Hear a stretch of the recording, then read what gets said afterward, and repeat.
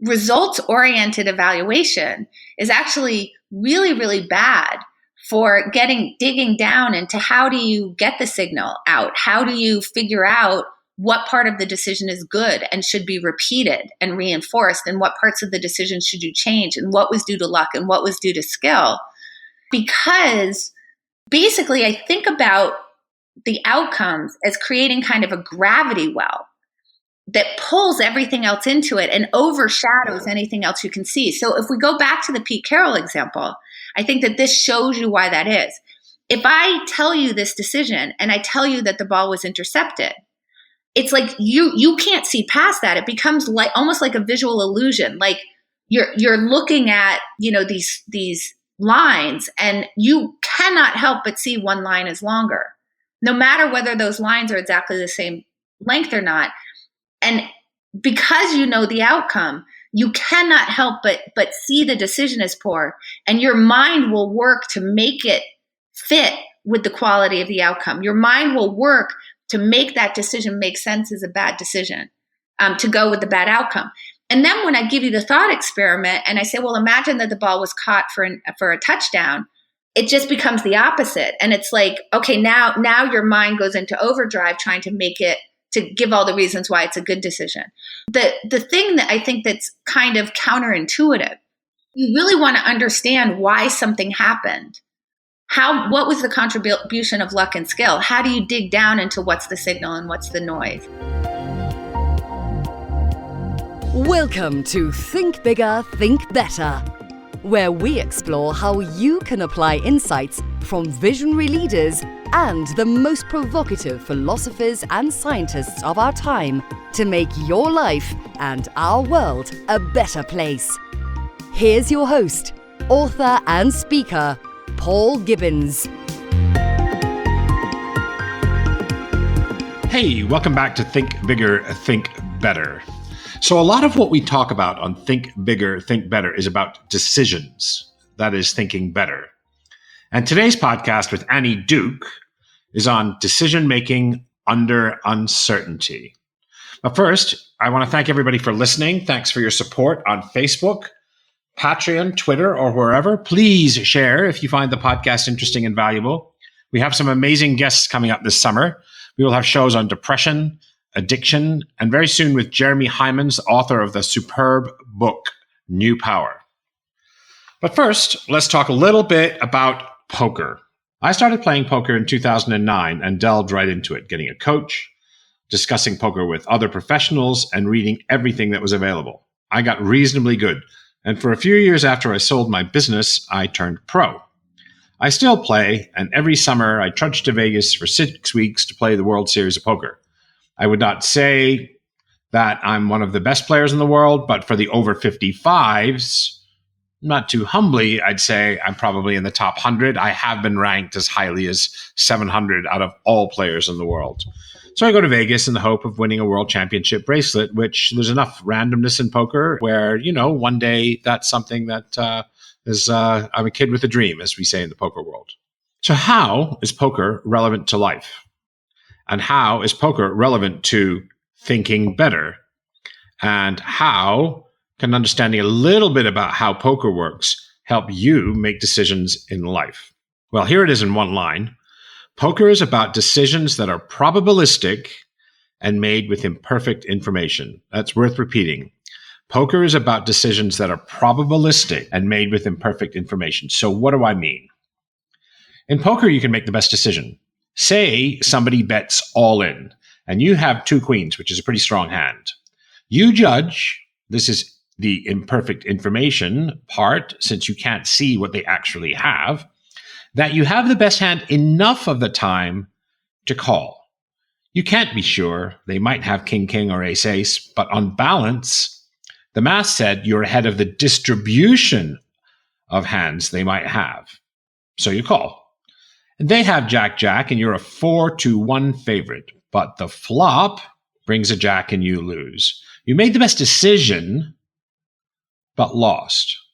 The temptation that bad players fall into in life and in poker is to say, that was a bad decision.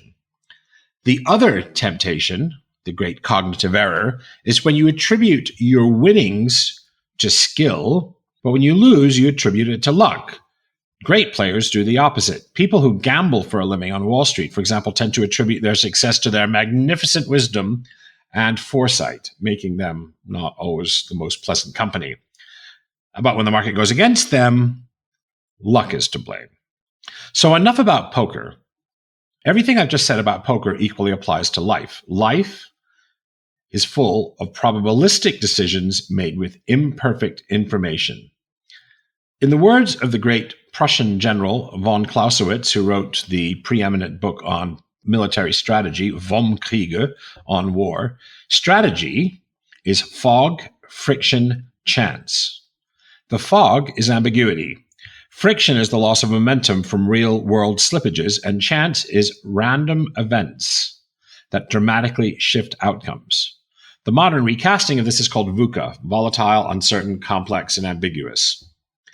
You don't know how the market will behave. You don't know how competitors will respond. You don't know whether the college course you take will land you a rewarding career. You don't know how employees will react to a new strategy. Yet we tend to think about the world in terms of certainties and patterns. We like to be sure, but that confidence is misplaced. We have cognitive biases which cloud our judgment. We see the world imperfectly, we react emotionally and impulsively, and we use mental shortcuts called heuristics that may not always provide the best answers. Not only that, we pretend the world is full of certainties. Which executive strategy pitch sounds like 33% of the time we'll be wildly successful, 50% of the time we'll break even, but the rest of the time we'll lose our shirts? Well, that's reality. And although venture capitalists tend to talk that way, business professionals, business strategists on the whole do not. The other mistake that we make is we deal with probability distributions by reducing the degrees of freedom. What does that mean?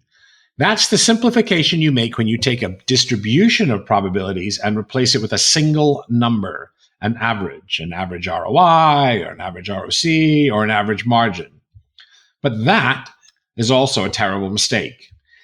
If you can't swim, crossing a river that's an average of 4 feet deep is a very bad idea. The whole distribution of depths of the river tells you how risky it will be, not the average. And so business is like that, and life is like that. There's more gamble in life. Choosing a career, a strategy, or a golf shot depends partly on luck, on how the world turns out, and we can't control that. That's why today's guest, Annie Duke, is in great demand by businesses, hedge funds, and venture capitalist firms to talk about the science of non-predictive decision-making. And that's why I invited her to discuss her new book, Thinking in Bets. So who is Annie? She started life as an academic, but moved to Montana to start a family and started making money in smoke-filled poker rooms in Montana. Soon, she got good. She got really good. And for 2 decades, Annie was one of the top poker players in the world. In 2004, she won a World Series bracelet, besting a field of 234 players. Now, she combines her academic career as a cognitive scientist with her prowess as a poker player and is in great demand, again, by hedge funds and venture capital firms to consult and to speak on decision-making under uncertainty. Her passion for making a difference has also helped raise millions for charitable causes. In 2006, she founded Anti-Up for Africa with Don Cheadle and Norman Epstein. It's raised more than $4 million for Africans in need. She's also served on the board of the Decision Education Foundation, and in 2009, she appeared on The Celebrity Apprentice and raised almost $750,000 for Refugees International, a charity that advocates for refugees around the world. So an academic, a speaker, a professional poker player, a consultant, and also a philanthropist we have with us today, Annie Duke. Annie, welcome to Think Bigger, Think Better. Well, thanks for having me. I'm excited for this conversation. So here we go. I'm going to have to ask you. So I'm getting ready for the World Series of Poker. I'm studying, and I've got a huge schedule, 6 weeks of poker tournaments, insanity. How about you? Are you going to be there or not this year? So I actually fully retired in 2012. That's actually the last time I played. So the answer is no. The poker that I play now is really just mainly for charity. So poker's a wonderful way to raise money for charity. As soon as poker became kind of popular on TV, people started using it for like charity poker tournaments. And so I've been doing that since like 2002. So I didn't retire from that part of poker, but I haven't played in the World Series since 2012. Oh, that's a bummer. That'd be so awesome to have you there. Anyway, maybe one day. Life is long. It's like any career. I mean, I did it from, well, I started playing for money in 92 and really became kind of a professional in 94. And then this weird thing happened, which was in 2002. So I had originally started off my life as an academic. I was getting my PhD at the University of Pennsylvania in cognitive science and fully intended to become a professor. And, just ended up kind of taking this left turn into poker.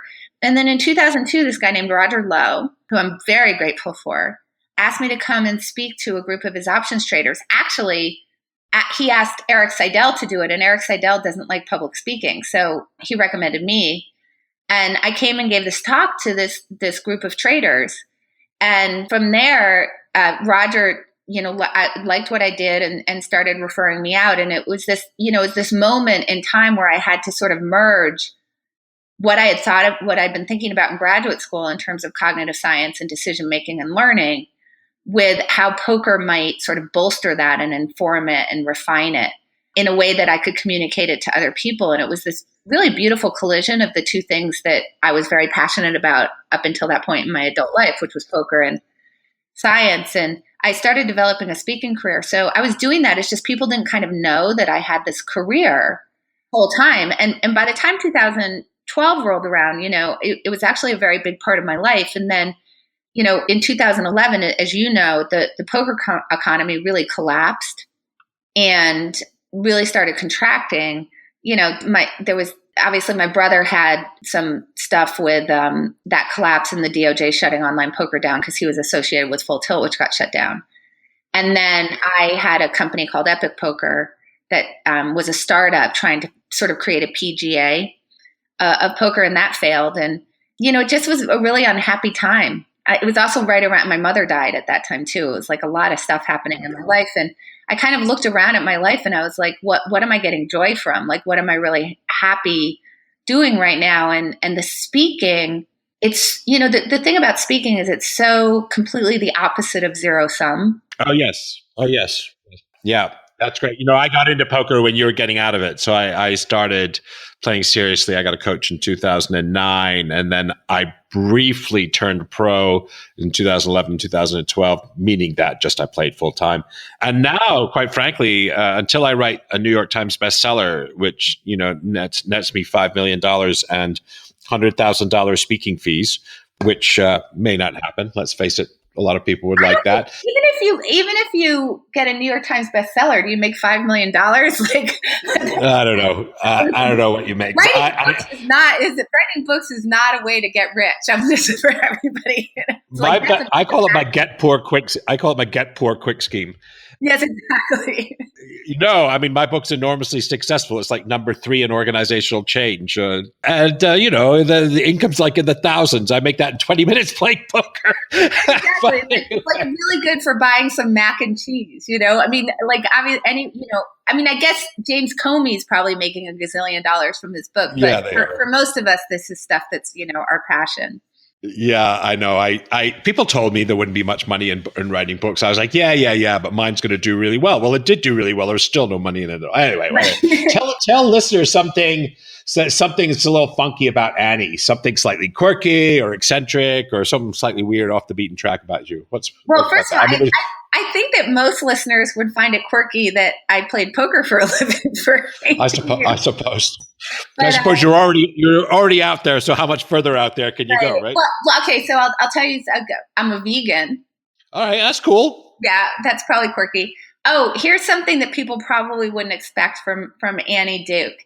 I am an avid watcher of the Real Housewives of Beverly Hills, Orange County, and New York. I don't watch the other ones, but those 3 I actually watch quite regularly and really enjoy them. I watch a lot of I read a lot of really intellectual stuff, and I I watch a lot of the really great TV shows, but I also really like The Housewives. I don't know. There you go. I gotta say, like, I have all these nonfiction books. I buy books, 3 or 4 books a week, and read this heavy duty stuff. And I'm addicted to Homeland right now, which is my, it's like it's like bubble gum. Yeah, it's like bubble gum. What bubble gum is to nutrition, Homeland is to entertainment in a way. But okay, so I'm a couple of episodes behind, but I just want to ask you a question because it's been bothering me. So, obviously, last season the president, arrests everybody in the CIA. Hold on, I'm on season 3. Do not spoil. Do not spoil for me. I stop. I do not speak. I am sorry. Listen, this is all like, anyway. I thought you were caught up. And I had a friend who's like, no, I was in the middle of season 1, and a friend of mine who I persuaded on Facebook, I said it was a good show and people should watch it. I didn't want to watch it because it seemed to me to be slightly racist, but so was 24 and all these things. All the Muslims are bad guys, the little sweet little old lady Muslim shopkeeper next door or something like that. So, a child I didn't want to watch it, but it's actually very compelling. And I said, I can't believe that Brody jumped whatever the Claire Danes character is called. And my friends called me a jerk because he was on episode 1, and I was on episode 3, and I ruined it for him. Oh no! Well, ignore anything I just said. But Homeland is amazing. It's one of my favorite shows. It is. It is compelling stuff. So, all right, let's get on to cognitive science and decision making under uncertainty and all of that kind of stuff. Cool. So, there's a guy called Peter Drucker, famous management theorist, maybe the most famous management and leadership theorist, and he said leadership is all about results.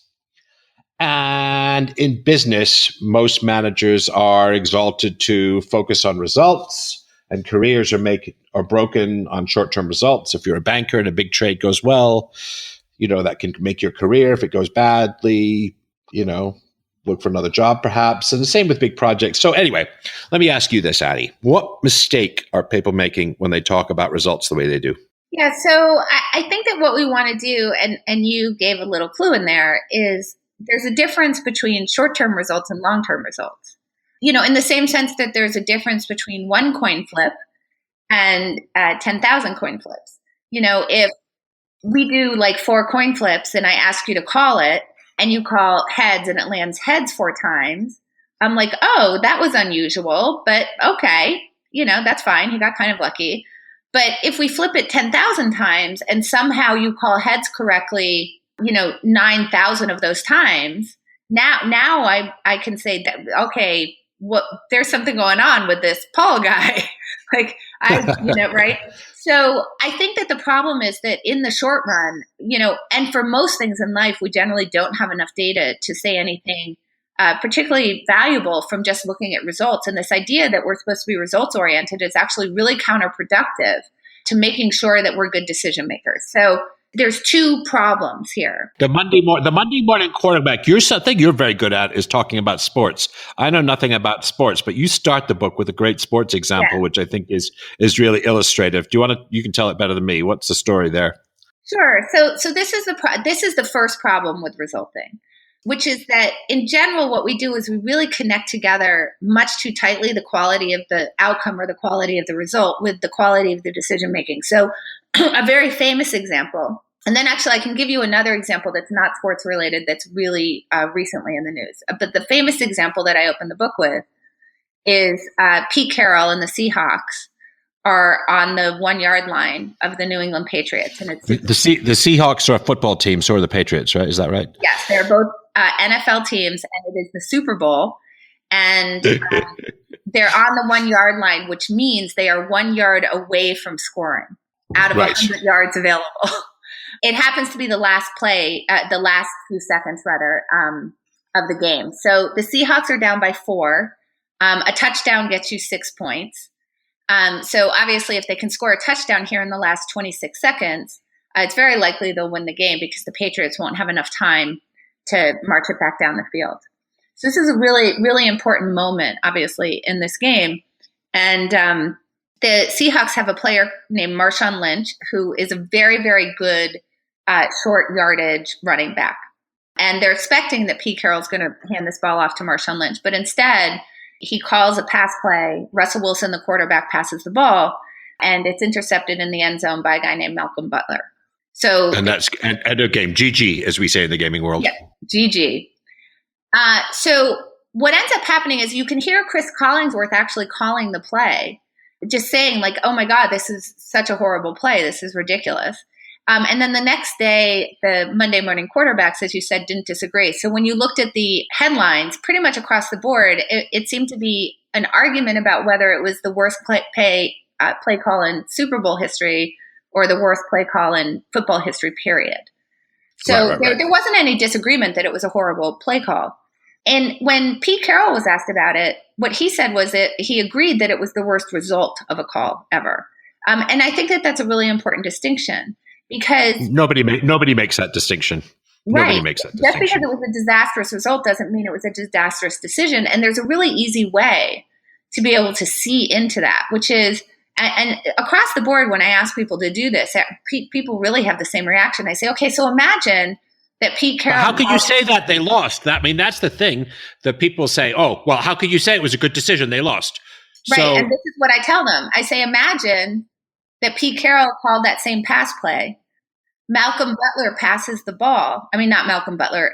Russell Wilson passes the ball, and it's caught for a touchdown in the end zone, the game-winning touchdown in the end zone.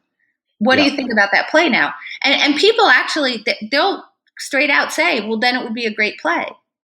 And I say, well, the way that it turned out doesn't actually have anything to do with whether the decision quality was good. Not on that one time. We're not running a Monte Carlo here.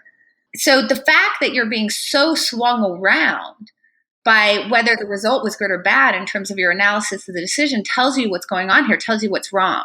So how much are we doing that? I mean, how much are we taking results off a single data point or a small number of data points, of 4 coin tosses or something like that, and trying to draw these abstract general conclusions from them? A lot, right? I think pretty much all the time. Right. The only time that we kind of don't do it is when there's really, really, really strong consensus about whether the decision is a good one or not. So the example that I would give would be like if you run a red light and you don't happen not to get in an accident, I don't think people are taking that as a signal that running a red light is good, just because there's so much consensus about sort of what the correct decision is there. So you have to have a lot of consensus around it. But for most decisions, you can't kind of see down into the quality of the decision. We can't really see into what it looks like. And what's kind of happening here is that people are behaving as if life's decisions are really like decisions that you'd make in chess. Because in chess, if we play a game and you beat me, that means you made better decisions than I did. And if we play a game and you lose to me, it's because you made worse decisions than I did. And the reason why I can say that with confidence is because chess is missing something that life has, and that poker has as well, which is a very strong element of luck and hidden information. So in chess, I can see your whole position. I can see all the pieces on the board, and there's very little luck. I mean, at least not in the sense that somebody like rolls the dice and then it comes up, 9, and that means that I get to take your bishop off the board. So because you don't have those elements that really inject a lot of uncertainty into the process, what that means is that there's a very tight connection between the quality of the outcome and the quality of the decision making. But that's not true in life. In poker, I can have the very best hand, like aces. I can play the hand perfectly, and I can still lose. And I can have the very worst hand, and I can play it like crap, and I can still win. And that's because there's this uncertainty element, which you see in this Pete Carroll decision. So just so that people, I won't get into the detailed statistics. If people want to read about why. No, there is something interesting though. But you said that interception, that pass that was intercepted, that's only intercepted. I think, did you say one time is about 2%, right? Well, a 1 yard pass. Yeah, it's somewhere between 1% and 2%. So in that season, in that situation, passes had intercepted in that situation 0 times. Over the course of 15 seasons. But I mean, it's kind of unclear whether you're supposed to aggregate across 15 seasons because coverage has changed. But even if you did, so the worst is 2%. Sort of, if you take sort of the outer bound of how often is that going to get interception? It would be 2%, but I don't think you should aggregate across 15 seasons. So it's 3 times less likely than a spin of a roulette wheel. So for listeners, a roulette wheel is 1 in 37, roughly speaking, which is around 3%. So it's less than that. It's like 2%. So if you think about it, if you go to a roulette wheel and you put the money on your birthday or number 8, you're going to lose 36 times out of 37. And this was that 37th time. So that gives, I think, listeners an idea about how improbable it was that would go precisely that way.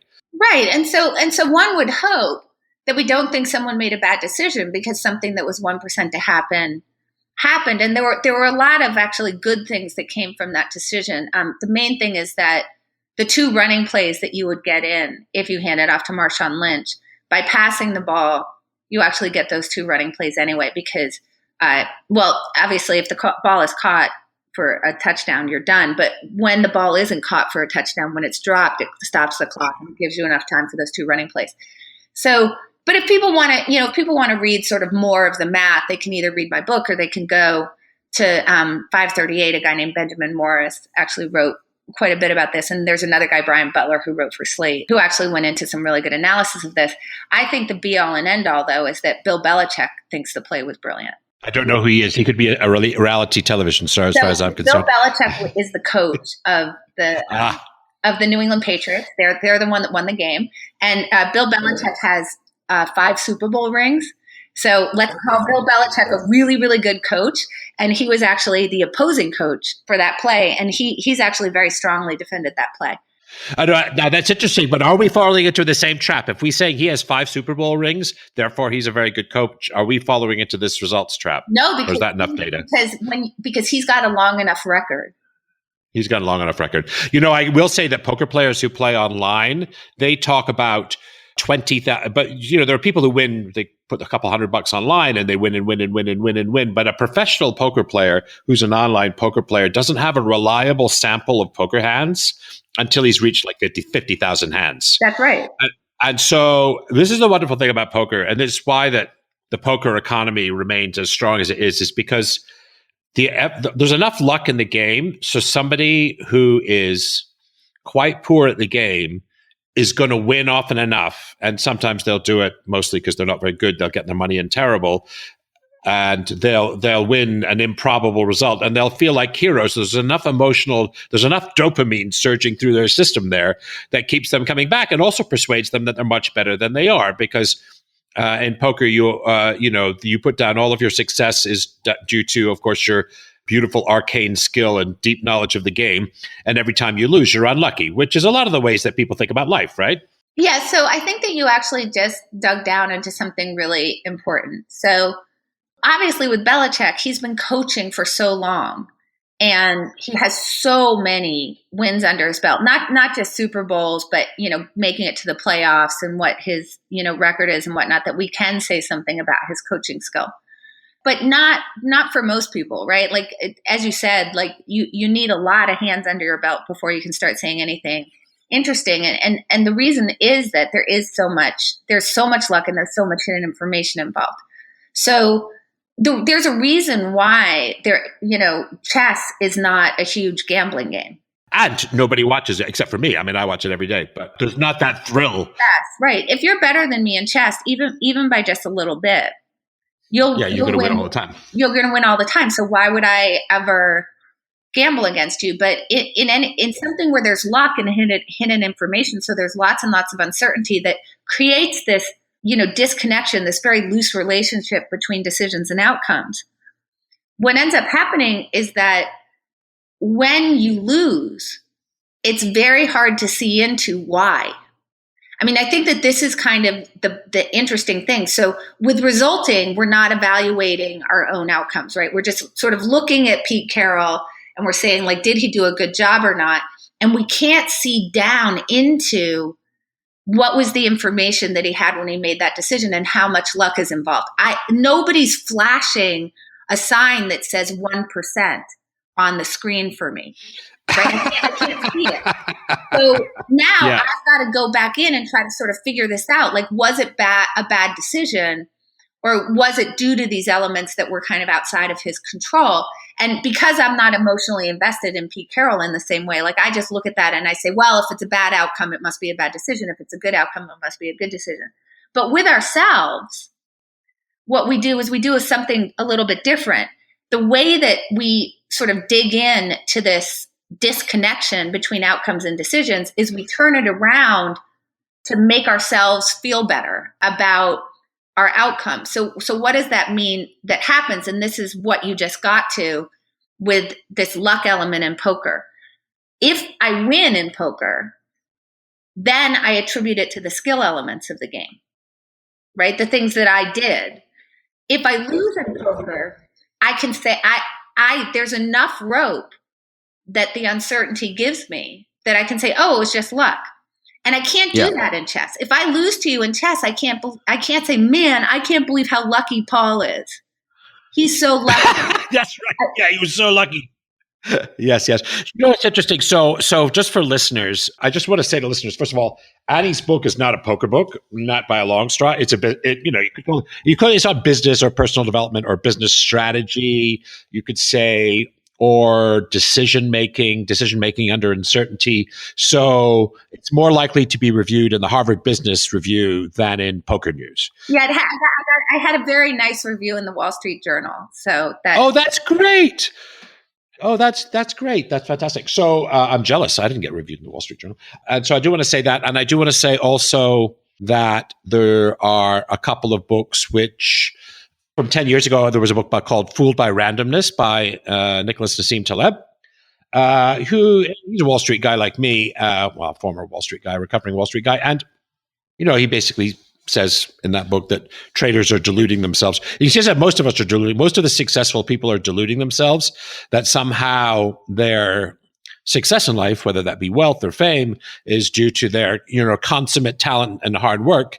And Taleb says, well, actually, you're more likely to be a lucky son of a gun than you are to be as talented or hardworking. Certainly not as talented and hardworking as you think you are.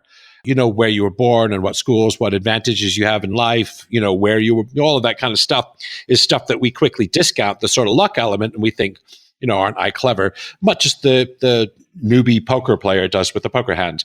So that's another book. And then you also mentioned 538.com, Nate Silver, who's written a book called The Signal and the Noise. And you could call these short-term results, you could call them the noise. And what you talk about a lot in your book, which is wonderful, is the signal and how to get the signal, the real information that helps you make a decision from the noise. Do you want to talk about that, or? Yeah. So let me just circle back a little bit to, there's very little poker in the book. And in terms of this issue of bad results aren't my fault, good results, are to my credit. It's called self-serving bias. And just to give an idea, anybody who has children will understand how prevalent this is because, my son would come home from school and when he'd have a good grade, it would, I'm so brilliant. And are you going to take me out to a special dinner to celebrate, the genius of your child? When he came home with a bad grade, it was, the teacher doesn't like me. And there was stuff on the test that he didn't teach in class and the test was really hard and nobody did well on it. And it's so unfair. And my child's the same way. You can ask anybody. So just listen to your kids talk and you're going to see that this is incredibly, or listen to somebody who gets passed over for promotion. By the way, I don't think I've ever heard someone in that say, oh, I just didn't work hard enough. That other person really deserved it more than I did. Go find the person who said that, by the way, because you should hire them into your company if you find them. Absolutely right. That's what Carol Dweck, you don't talk about the growth mindset in your book, but I'm sure you've read it. But that's actually the growth mindset, right? As you've just described. Yeah, exactly. So I just think that, it's really important to understand this is the main pattern of how we think. Now, what I think is really interesting is that to what you just asked me, which is, how do you dig down into the signal? How do you get to the decision quality? The answer is a little bit paradoxical and it's twofold. Piece number one is don't try to do it on your own because these biases that we have are so strong. And we always want to be telling this really good story about ourselves. We're really good PR agents for ourselves. And to sort of borrow actually from John Haidt and Wonderful book. So we're really good at sort of like being advertisers for ourselves, and we don't really even know we're doing it. And the thing is that the smarter you are, actually the better you are at telling a story that makes sense for it not to have to do with, your own skill, that you have a bad outcome. And if you know about these biases, you'll just tell a story that's better for that, right? That's like, well, and I've been thinking about whether it's just self-serving bias, and here's why it's not. So you'll sort of wrap that into your narrative. Now, that's not to say if you know about these biases and you're trying, you will do it a little bit less, but it's really just going to be a little bit less, because we're very, very good at messing up at this. The good news is, though, that, and I think that you'll agree, is that it's like immediately obvious when somebody else is engaging in a biased analysis. Right. So when your friend comes home and is like, man, I can't believe didn't get that promotion because my boss is a jerk, and obviously I'm great and I deserved it, and that other person doesn't know what they're doing and they're terrible at their job, and it was just because of, the boss likes them better. In your head, you're like, come on. Like you're not right. So if you can get other people involved in helping you and kind of watching your back for you, and you agree to watch their back, that's actually kind of piece number one, is get some other people involved in the process, so that, because they're going to give you perspective. But the other thing, and I think that this is counterintuitive, and it goes back to where we started the conversation, which is that results-oriented evaluation is actually really, really bad for digging down into how do you get the signal out? How do you figure out what part of the decision is good and should be repeated and reinforced, and what parts of the decision should you change, and what was due to luck and what was due to skill? Because basically, I think about the outcomes as creating kind of a gravity well that pulls everything else into it and overshadows anything else you can see. So if we go back to the Pete Carroll example, I think that this shows you why that is. If I tell you this decision and I tell you that the ball was intercepted, it's like you can't see past that. It becomes like almost like a visual illusion. Like you're looking at, these lines, and you cannot help but see one line is longer, no matter whether those lines are exactly the same length or not. And because you know the outcome, you cannot help but see the decision as poor, and your mind will work to make it fit with the quality of the outcome. Your mind will work to make that decision make sense as a bad decision, to go with the bad outcome. And then when I give you the thought experiment and I say, well, imagine that the ball was caught for a touchdown, it just becomes the opposite. And it's like, okay, now your mind goes into overdrive trying to make it, to give all the reasons why it's a good decision. The thing that I think that's kind of counterintuitive, you really want to understand why something happened. What was the contribution of luck and skill? How do you dig down into what's the signal and what's the noise? You have to separate yourself from the outcome. So how do you do that? Well, one obvious way you can do that is to do as much analysis of the decision process before the outcome is known, if it's possible. Which you can do, like, for example, like if you're a trial lawyer, you can do as much analysis as possible of the trial strategy before you get the verdict, right? So that's something. But in a lot of things, that's not practical. Obviously, in poker, that's not practical because the results come too fast. So then what do you do? Well, with this group of people that you've put together, there's a variety of ways that you can get the outcome, that you can sort of get the shadow of the outcome away. One way is, like, if I'm describing a problem that I have where I need help with a decision, I describe it up only to the decision point and no further. So in poker, for example, I might say, I had ace queen and I opened the pot for a raise, and this guy re-raised me, and let me tell you a whole bunch of facts about this guy and the way he'd been playing, whether he's loose or tight or aggressive or not aggressive. And so anyway, and then I called, and, the board came, queen something, and now I wasn't sure what to do. Right. And I stopped there. And now I ask your advice. What do you think I should have done in that spot? And obviously, I've already played the hand. I know what the outcome is. I know what my choice was. I know what the other person's response was. I know all of those things, but I've hidden them from your view so that they don't cast a shadow over the way that you analyze that decision. Because once I tell you the outcome, I've now infected you, like with a virus. Yes. So that's one thing you can do, is just only describe the decision. And you can do this in anything, whether you're in sales or you're asking a decision about like child rearing, or, it's a career decision or a project management decision or a product launch decision or whatever it might be. Ask only up to the point where you have a question, where the question is, and don't discuss anything beyond that, because it will give too much color. So that's one thing you can do. So it will color their. If people know how it turns out, they'll color their analysis. They'll retrofit. They'll make it make sense. And so, because we want to justify how. Yeah. So then you just lose fidelity, and basically you lose the ability to pull the signal out, because you lose fidelity in the advice. The other thing that you can do, which is kind of interesting, is you can work the decision with one group of people where you tell them that the outcome was good. And you can work the decision with another group of people where you tell them that the outcome was bad. So what you're going to get from the group that you tell the outcome was good was all the things that they think were probably pretty good about the decision. So you're going to get that sort of side of the story from them. And then the other group where you've told them the outcome is bad, they're going to pull out all the weaknesses in the decision process. And then you can then sort of combine those together to figure out what's what. So I like that. That's a good one. I kind of like that. Actually, it hadn't occurred to me before. Well, there you go.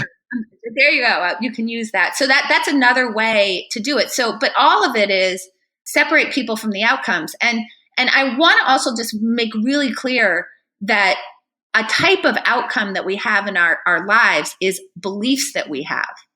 So you can think about, you have some sort of process where you're analyzing information, and what's the outcome of the information analysis is you form a belief. So you can also infect people with your own beliefs. So particularly if you're in a leadership role, I'll give you a simple example. There's 4 candidates that you're just trying to decide among to hire, and you're in a leadership role and you're trying to get advice from the people in the room and their opinions about who they want to hire. If you tell them your preferred candidate first, you might as well not even ask them their opinions, because you've infected them with, that's an outcome in itself. You've already infected them with that. Well, or one way or another, but one way or another, you'll bias them. One way I'm going to show him, or I'm going to become oppositional, or people who think that way, but you also might, certainly. But that's really great. Listen, what, from the learning domain, and we can generalize this to business in a minute. Like, what is the difference between the way good poker players learn and noobs learn, or don't learn precisely? And how can business people make use of that? Yeah, so I mean, we've been into this a little bit already. I think your story about Eric Seidel, maybe that's worth recounting, as when you were a young new poker player and you came to Eric Seidel with this horrible bad beat story where the cards had spat in your face or something like that, as all poker players do, and Eric's like, not interested. So that's like maybe a good place to start. Maybe, I don't know, possibly. Yeah. So here's the thing, that there's a wonderful book called Thinking Fast and Slow by Danny Kahneman. And in it, he talks about this idea that we all want to have a positive narrative of our lives. Like when we're recounting our lives, we want the narrative to be a positive one. So what ends up happening is that when you ask me, like, how do most people learn? It's that while most people have a goal of, I want to learn and I want to become better at this game, part of what's involved in that is being willing to admit when you make mistakes. Because if you don't admit when you make mistakes, then obviously you're not going to fix those. But that is in direct conflict with what Kahneman said, which is that we want to sort of be always telling this positive narrative. We want to be able to update our narrative in this positive way.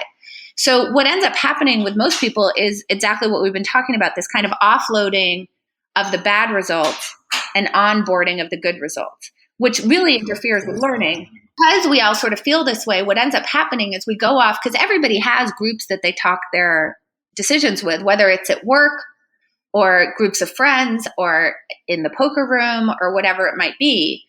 And it tends to end up being that you just sort of are reinforcing either this luck and, this sort of bad things are bad luck and good things are, to our credit narrative, Or we also can see this, like, for example, in political discourse, where when I go and talk to people about politics, the natural tendency is to gather in groups who agree with one another and then pat everybody on the back for all of their amazing opinions.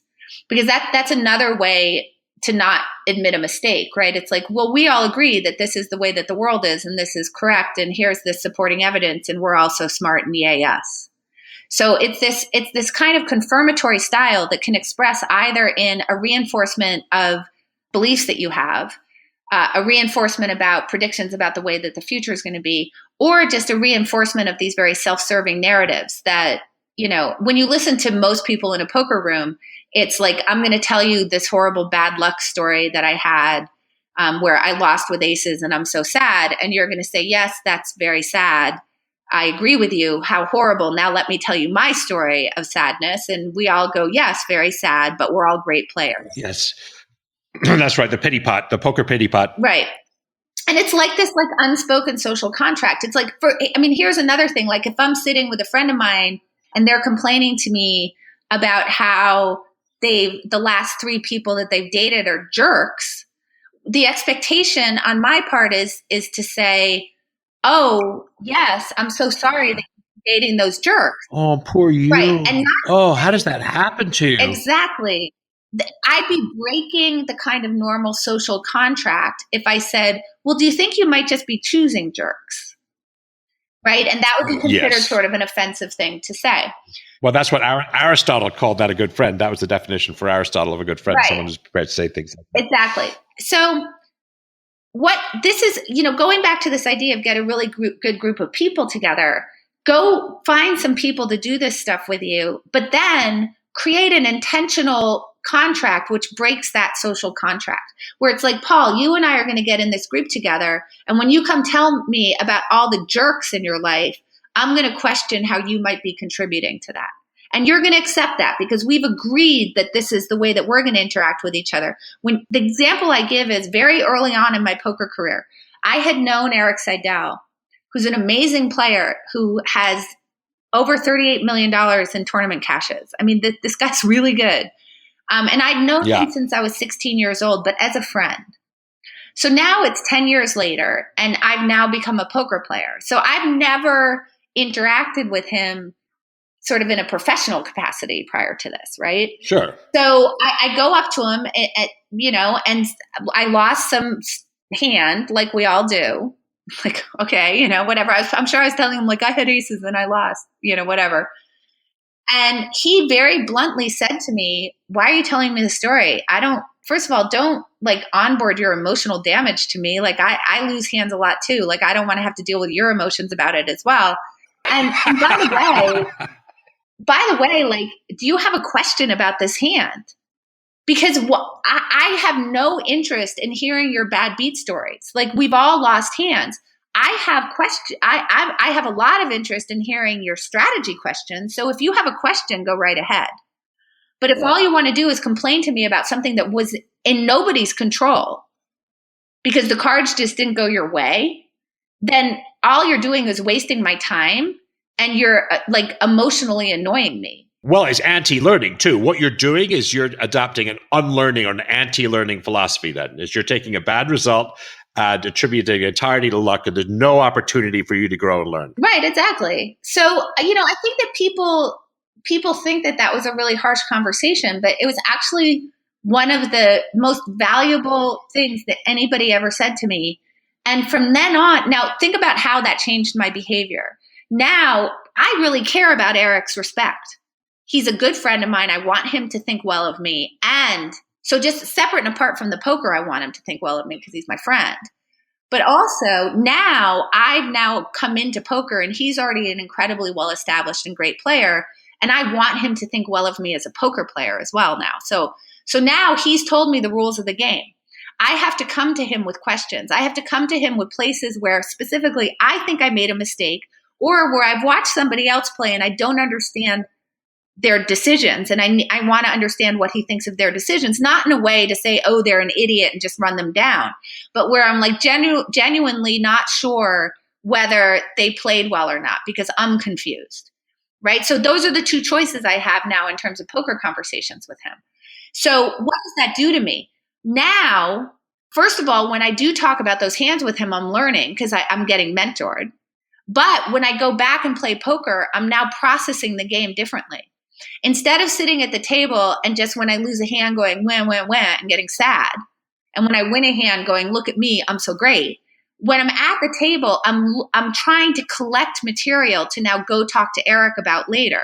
So I'm specifically searching for places where I think I made errors or there are things that I don't understand that are going on at the table so that I can go then talk to him about it later. So it's got this really wonderful effect of not only helping you during the interaction with the person that is in your group, where they're actually helping you deconstruct and work through decisions, but it's helping you when you're away from them as well. Because when I'm away from him, I'm approaching the game with a mind toward learning that I otherwise wouldn't be because I know I'm going to be accountable to him later for the conversation.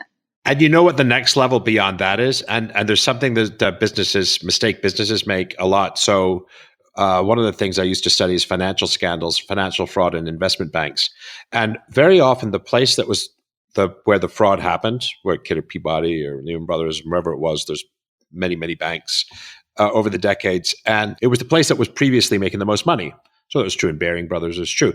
And that's the place where the bankers, the governance, the board, the executive committee, the risk committee felt like they could, didn't need to spend a lot of time looking under the hood at what the decision-making processes were because things were going great and we're making shit tons of money, so we don't have to worry about that. And that's precisely the same thing. And it's true. Very few poker players after a session was called, here's a hand where I stacked somebody and took all his chips, but I really think I played it like a moron. What do you think? Because we don't tend to do that. We don't tend to do that. We don't tend to do that in life. We don't tend to do that in business. We don't tend to do it in risk management. And it's called one of the things it's called is the halo effect. And we're unprepared to look at areas where things are going really well and saying, but am I making good decisions or am I just a luck box? And that's pervasively true in business.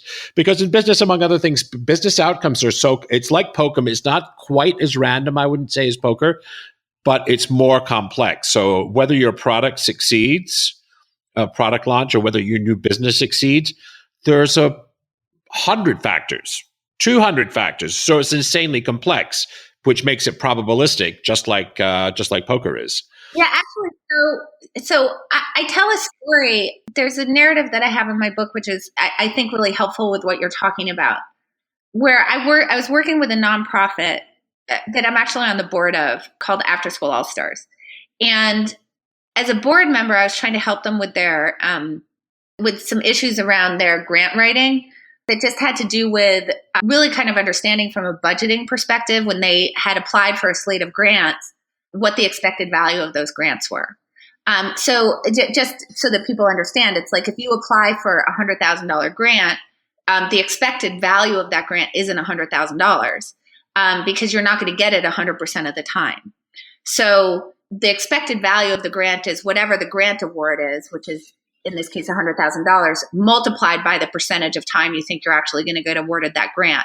So if you think you're going to get the grant only half the time, the grant's worth, what you should be budgeting for, is $50,000. This is across your slate of grants. You want to do that with every single grant. So I was just working with them on starting to try to assign probabilities to whether they thought they would get a grant or not, so that they could start to be better around their budgeting. So they weren't guessing as much at what their budget was. But what's interesting about that is that what happens is that it actually motivates you to look under the hood more on the winning side, which I think is a problem that you just brought up, that is really a problem. It's like nobody kind of wants to dig in when they're winning. They don't, it's like they just want to bask in the glow of the winning. And God forbid, like you don't want to look under the hood there, right? Because you kind of don't want to rain on your own parade with a question about what you could be doing better when you can just sort of bask in your own glory. But because I got ASAS to really be thinking about how do you refine your estimates of the probability of getting a grant, what ended up happening was that when they were awarded a grant, which they didn't used to do, they would go back to the grantor, and they would actually ask about the, sort of what the chance, why did they get the grant? How close were they? Were they like on the edge, or were they a sure thing? What could they do better in the future in terms of the grant writing process and so on and so forth, because they wanted to be able to go in and refine their guesses. And in order to do that, they have to go talk to to places where they get the grants as well as places where they don't. So they used to circle back to the ones where they didn't get the grant, but they hadn't previously been circling back to the ones where they did actually get awarded the grant. But that information is very valuable. It's particularly valuable to know, because what you don't want to do is say, well, I got the grant, so obviously like I was guaranteed, like I just did a really good job. Because it may be when you call them back, they may be, well, you were right on the edge, and it happened that like there was one little thing that kind of like flipped you over to yes versus no, but you were almost as likely to get a no as a yes. That's like really valuable information. So I think that when you start getting your mind to, I really want to understand what the process is. And in order to understand what the process is, I start to have to think about these things probabilistically and try to start refining my guesses about what the right decision is. Then you start to kind of divorce yourself from what the quality of the outcome is, because the goal is no longer to have a short-term good outcome. The goal is now to have a great conversation with Eric Seidel.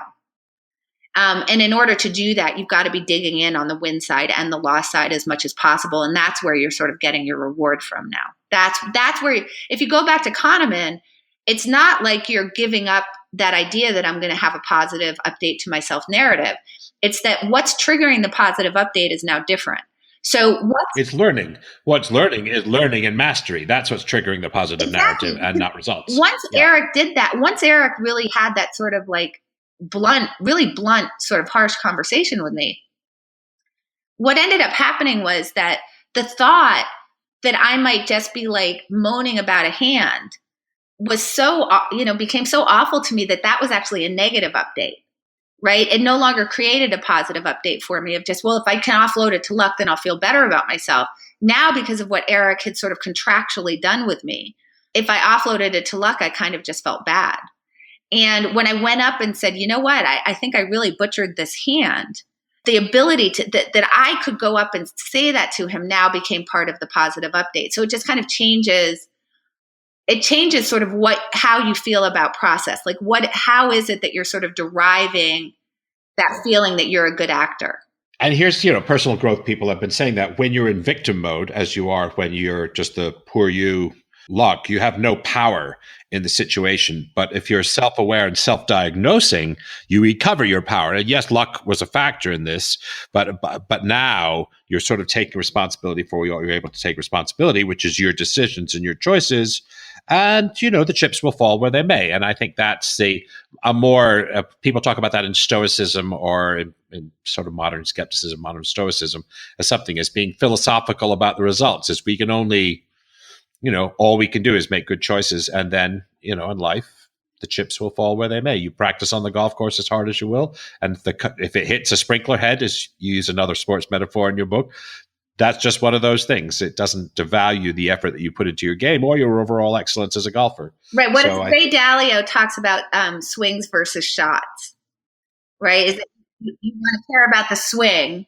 You care about the swing, which I think is also a nice, Oh, it is nice. It is nice. Metaphor. People will say to me, oh, but Annie, if you embrace uncertainty in this way, if you're saying like there's luck in every outcome and you really don't have control over the luck element, then how do you ever decide anything? Like, don't you end up in decision paralysis? And I actually say no, that it's quite the opposite.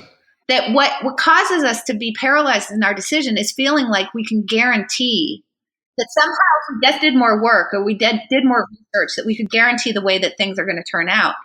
But that's not true. Like Pete Carroll had a 1%er hit. It's like one time out of 100, that result is going to happen. And so look, that's about as close to certain as you're going to get about anything. It's like 99 times it's going to be like dropped or, caught for a touchdown. And then 1% of the time you're going to have a bad outcome. So I think the idea that we want to know how things are going to go, that we want to be able to guarantee a good result. And we're so afraid of the result being bad, and that somehow that's going to cause us emotional distress. That's what causes decision paralysis, that we feel like we have to keep gathering information and keep asking people and keep going, as opposed to just saying, well, I can't really guarantee the way the future turns out because there's always more possibilities for the future than the one that will actually happen, right? So, and that's always going to be the case.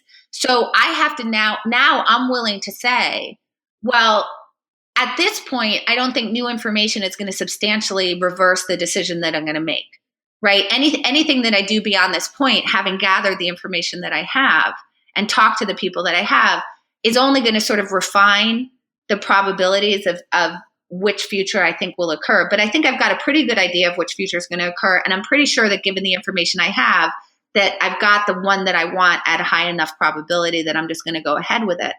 Because I know that's so funny. I was coaching a guy. Yeah, I was coaching a guy who's thinking of starting a company, and he'd been a career executive, very successful tech exec, and thinking of going out on his own. And I kept asking him, like, he kept putting off this decision almost a year. And in the tech market, that's a long, long time in a fast-moving tech market. And I said, what new information would affect your decision? And it wasn't that he was waiting for new information or new data or, new market analysis or something like that. He was a naturally sort of risk-averse guy, and he just couldn't, we discussed it at length. It's like, you might fail, pal. You do know that, good as you are, you may think, but all you can do is, we're going to make the best decision we can and see where the chips fall. But eventually didn't. But I mean, it was very hard for him to grok that, you might well fail at this. And, that's just the way these things go. So it's interesting. And I think it's quite freeing. And the existentialists talk about we're doomed to choose, that's all we can do. I think what Jeff Bezos, I think, says, like, he's got like that 70% rule. Like Right. Once you're sort of like 70% of the way there, just go ahead and do it. Because, and the other thing that I think is really important for people who get into that sense of like, well, I need to know for sure before I make a decision, is that not making a decision is a decision. That's another very good thing. Yeah, you're deciding to stay with the status quo. So how sure are you that that's the best choice? Why don't you think about that? Because maybe, and I think that that's also a really big problem, is that people think that when you have some change, like your guy who's like, well, maybe I'm going to do this startup, not doing the startup is a decision as well. Like sticking with the status quo, that's also a decision. You're channeling Nietzsche. You're channeling Nietzsche there. Not to decide is to decide. I think you're not to decide is to decide. Yeah, so that's cool. Well, look, you and I could go on for another 3-4 hours, no doubt. Me too. We could. It's kind of cool. So I want people to be able to track you down. So your nonprofit work, I mean, I know you've been involved in Anti-Up for Africa. That was a remarkable project with Don Cheadle, raised $4 million for people for whom $4 million makes a big difference.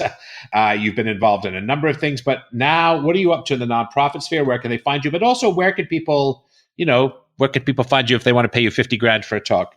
Sure. So then I co-founded a nonprofit. It's called How I Decide. People can find us at howidecide.org.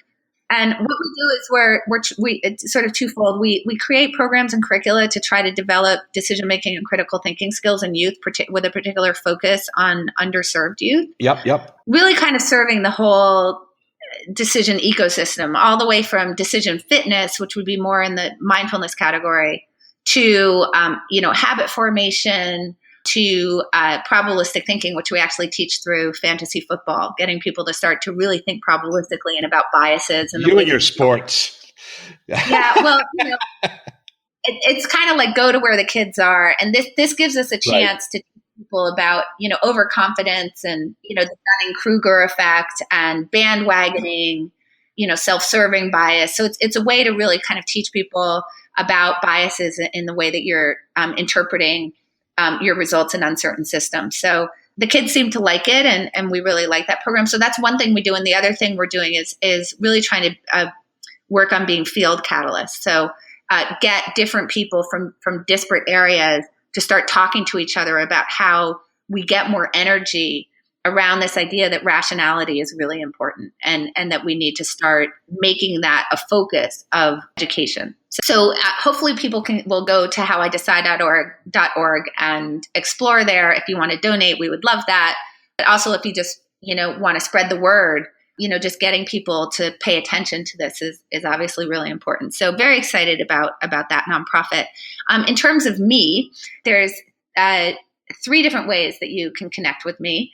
The first is go to my website, annieduke.com. There's a contact form there, and you can inquire about hiring me there, or you can just reach out and tell me what you think, what you're thinking about, what if you come across material that you think would be interesting to me. A lot of my best material comes from readers where they just kind of point me in the direction. So, for example, a reader wrote me a few weeks ago pointing out a speech that Madeleine Albright had given, saying that people thought that diplomacy was a lot like chess, but it really wasn't like chess at all. She said it was more like billiards, but she was trying to point out that there's this random element. Yep. And that was wonderful. And I ended up writing about that because that came from a reader. So I really love hearing from readers and what readers are thinking about, but also you can hire me there. The other thing you can do at annieduke.com is see archives of my newsletter, which goes out every Friday. And if you like it, you can subscribe there to the newsletter, and in your inbox, you'll get content from me every Friday, which is really on, decision-making, critical thinking, particularly tolerance of dissent, which I think is really important for good decision-making. So I think the Madeleine Albright bit ended up in my newsletter. And then the other thing that you can do is go to at Annie Duke, because I am actually very active on Twitter, and I post a lot to Twitter, articles that I've come across, quotes that I think are interesting, point people to other thinkers in this space that I think they should be following, and that kind of thing. And I really do love hearing from people. The feedback is incredibly helpful for me. Yeah, it's cool. So we got annieduke.com, we've got the newsletter, and we've got signed up, and you can also get in a dialogue with you about, topics du jour, things that are important in life, and similarly on Twitter. That's really excellent. I do want to say to readers before we just check out, there's some stuff that Annie and I didn't get to talk about. And Michi and I have been going a mile a minute here for an hour. So you don't want to miss the middle of Annie's book, listeners, which is when she talks about the historical tradition of the Supreme Court, which was to hire clerks who were of an opposite political persuasion. As one conservative justice that you name in the book, Annie said, I can handle the conservative stuff myself. I don't need that. I don't need people to stoke that. I need left-leaning clerks, and how that culture seems to have shifted, and clerks, Supreme Court justices now tend to hire clerks who reinforce their ideological biases. And that's an interesting thing, but I don't want listeners or people who buy Annie's book to miss that really important stuff, because Annie doesn't get very political in the book, but there's certainly enough in here that's relevant for political choices here.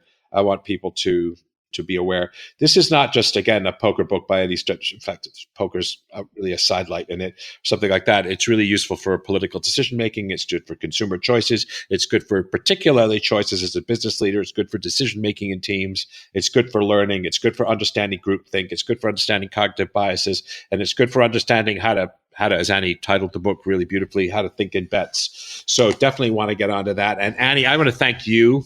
One other thing I want to thank you for is you mentioned my favorite documentary of all time in the book. Which one do you think that is?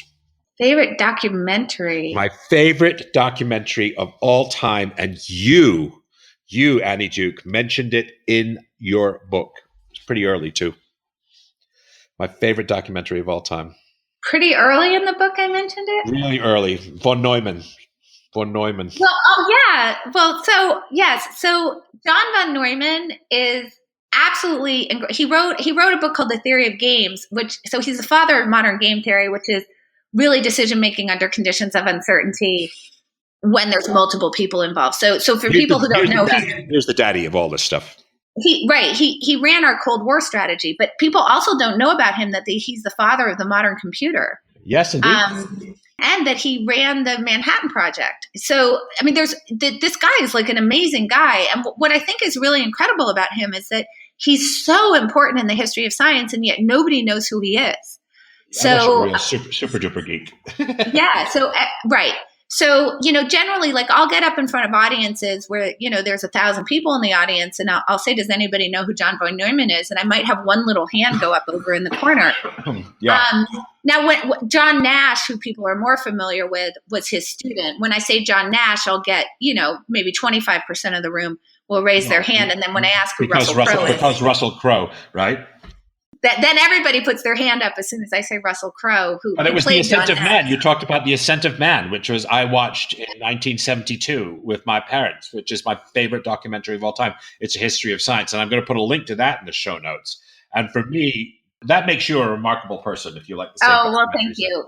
And just one of the reasons, so the thing that I pull from that, which I think is people should go listen, is, Jacob Bronowski recounting this conversation that he had with him, which really gets to the core of what I'm talking about in the book, where I'm going to paraphrase, but he basically said to von Neumann, I've read The Theory of Games, which, just not to leave Oscar Morgenstern out, Oscar Morgenstern was the co-author on that.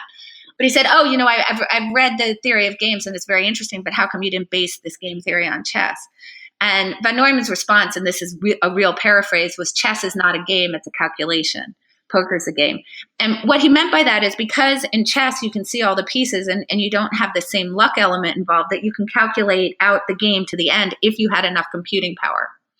So I can just see the board. And so whatever move I make, I know what all the possible responses that you can make back are, and so on and so on and so forth down into the game. So it's really just becomes a mathematical calculation at that point. He said the reason why I used poker as the model for game theory is because you have the hidden cards. So you don't know what all the possible responses are. And then you have this element of luck where you don't know, which cards are going to come. And he said that's just a much better model for modeling human decision-making. And that comes from that documentary. And it's a quote from Jacob Bronowski. So, I wish everybody would go study von Neumann. And life is, and I'm sure all listeners will resonate with this, life is a game of imperfect information. You don't get to know how the movie ends. You don't know all the variables and how they're saying. And so, I think there's lots of wisdom and, psychological wisdom. And so I'm a big fan. I want to leave you with one question. Okay. Best TV show right now for binging, go. Oh, for binging. Yeah. Best bingeable TV so right now. I'm gonna pick a show that has a lot of seasons because I think that with binging you want a lot of seasons. You do. You want like a good 7-season thing, right? Right. Yeah, exactly. So for binging, I'm gonna say The Americans. Oh, so with you. Oh my God. Because they're finishing season 5, so like there's a lot to watch there. I mean, Westworld is great, but they've only, they're only starting season 2, and same thing like Handmaid's Tale, which is amazing, but it's only one season. Like I like binging. Like I waited on Breaking Bad. Yeah, I started watching it when it was already done, and I binged it over the course of about a month. 5 seasons of Breaking Bad, and that's the way I like to do it. So because it's got a lot of content, I'm going to say The Americans right now. Yeah, I love The Americans, and I also get Kerry Russell out of The Americans, which for an old man like myself is, anyway. Yeah, I don't know if there's similar asset for women who might watch the show. Very good show, very, very good. Annie, it's been a pleasure. I'm going to end it there. Thank you for your time so much. Thank you. This has been a fun conversation. Hey, and this is the part of the show where I get to talk about popular culture and some books that you will find interesting. The podcast is now approaching its 6-month birthday, and there's so many interesting people to talk to in the world, and so spoiled. I wish I had do I really wish this? I don't know if I wish this. I wish I could do this twice a week rather than once every 2 weeks, but I'm still forging the path of writing Truth Wars, and I still do some consulting and teaching on the side. So the podcast is still only once every 2 weeks. I'm loving doing it. I'm loving your support. Thank you. We've got now, I think we're approaching 6,000 listeners, which is, great from a start of 0 in December. So I'm thrilled. I'm really, really very thankful for your support. Please share and contribute. Challenge my guests and me. Make this your podcast. Tell me who I should invite. Share in the show notes any great shows or music you find interesting. Let me talk about some books that are very similar to Annie's. Two authors, Nassim Taleb and Nate Silver. Nassim Taleb has three, he's got more, but there are three sort of signature books by Nassim Taleb that I think are must reads for business people. One of them is Fooled by Randomness. One of them is called The Black Swan. And one of them, which is kind of a summative book, is called Anti-Fragile. They're among his most memorable. Probably no other writer has done more to bring cognitive science and decision-making under uncertainty to the public eye, except for perhaps Dan Kahneman. Taleb is funny, acerbic, and profoundly insightful. I'm still going to try and get him on the show, despite his elusiveness. You'll find links to those books in the show notes. The other is by 538 founder Nate Silver, and it's called The Signal and the Noise, perhaps more accessible than the Taleb books, although the Taleb books are pretty accessible. Nate's book is more so, again, trying to get him on the podcast. He's had a transformative effect on our culture. He, too, coincidentally, made his living as a poker player for a few years. He made his living for a while as a professional sports bettor. So he understands the real lived world of decision-making under uncertainty and decision-making in probabilistic environments. So 4 books, and again, find the links in the show notes. On the culture front, well, I'm still trying to figure out what to think about Infinity Wars. I'm addicted to The Americans and Homeland, and I'm not really sure about season 2 of Westworld yet. Share any shows that you find interesting in the show notes. And that is all for this week. I want to thank you once again for listening, and thank you for your contributions and your support. And I look forward to talking to you again in a couple of weeks. Thank you. To celebrate the launch of the show, and thank you all for listening, I'm going to be giving away books. Lots and lots of books. All you have to do is leave a review in iTunes. We're going to raffle off a book every single week for 12 weeks. So head on over to paulgibbons.net/iTunes to get easy-to-follow directions and let me know the title of your review to make sure that you're entered to win. Thank you. Thanks for listening to this episode of Think Bigger, Think Better. Great ideas are great, but this isn't gospel. Share your critical thinking in the comments. Where do I disagree? What insights were most powerful? If you got value, don't forget to share the value by sharing the podcast. Finally, to get information on book and blog releases and new video content, head over to paulgibbons.net and join the community of thinkers talking about using science and philosophy to make our world a better place.